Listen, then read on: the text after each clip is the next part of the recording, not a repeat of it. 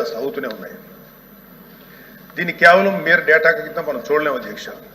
ఎందుకంటే ఏ వ్యక్తి తప్పు చేయకపోయినా అన్యాయంగా కేసులు పెట్టబడి తనకి న్యాయం చేయమని కోర్టు మెట్లు ఎక్కినప్పుడు అతనికి సరైన సమయానికి న్యాయం అందించలేకపోతే అతన్ని మనం విక్టిమైజ్ చేస్తున్నాడు. అందుకే దీని మీద మనం దృష్టి పెట్టాల్సిన అవసరం ఉంది. గుంటూరు జిల్లాలో ఎగ్జాంపుల్ అధ్యక్ష, గుంటూరు జిల్లాలో రోజు కూలీ చేసుకునే ఒక సామాన్యుడు ఒక దొంగతనం కేసులో అరెస్ట్ అయితే తనకి లాయర్ని పెట్టుకునే స్తోమత లేక ఆ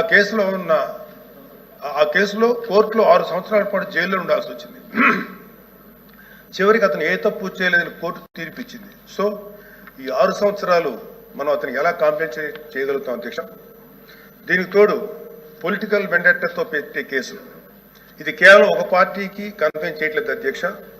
రాజకీయ కక్షతో మన జ్యుడిషియల్ సిస్టమ్ని అధికారంలో ఉన్న కొంతమంది వాళ్ళ కన్వీనియన్స్ కోసం వాడుకుంటే లాని వెపనైజ్ చేస్తే చాలామంది నిర్దోషులకి వాళ్ళ కెరీర్లో ఒక బ్లాక్ మార్క్గా మిగిలిపోతుంది. ఉద్యోగాలు, ప్రభుత్వ ఉద్యోగాలు అప్లై చేసుకోలేరు. ప్రైవేట్ సంస్థల్లో ఉద్యోగాలు అప్లై చేస్తే బ్యాక్గ్రౌండ్ చెక్లో ఫెయిల్ అయిపోతున్నారు. పాస్పోర్ట్ సీజ్ చేసినప్పుడు పాస్పోర్ట్లు కనుక సీజ్ చేసే పరిస్థితుల్లో అక్కడ కూడా వాళ్ళని హోల్డ్లో పెట్టేస్తారు.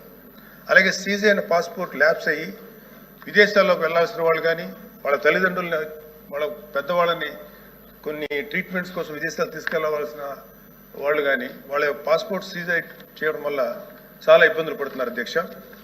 వీళ్ళకి జరిగే నష్టాన్ని మనం కాంపెన్సేట్ చేయలేం. Just because they are political involved we cannot make them scapegoats.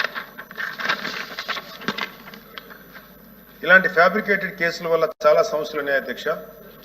ఇలాంటి ఫ్యాబ్రికేటెడ్ కేసెస్ వల్ల జెన్యూన్గా విచారించాల్సిన కేసెస్కి ప్రయారిటీ ఇవ్వలేము అధ్యక్ష. న్యాయం కోసం కావాలని అడిగే సామాన్యుడికి మన న్యాయ వ్యవస్థ మీద నమ్మకం లేకుండా చేస్తున్నాం. ప్రజాస్వామ్య వ్యవస్థనే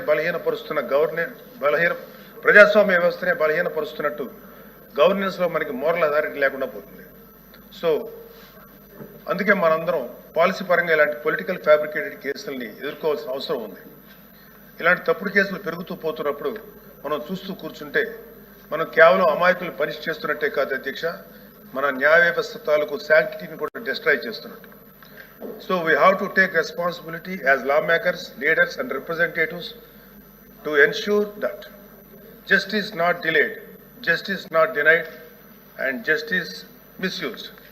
అందుకే ప్రతి పొలిటికల్ సెన్సిటివ్ కేసు మీద ఎటువంటి పక్షపాతం లేకుండా ఇండిపెండెంట్ రివ్యూ జరిపి ఆ తాలూకు కేసుల మీద ఇంటెంట్ మీద త్వరగా డెసిషన్ తీసుకోవాలి అధ్యక్ష.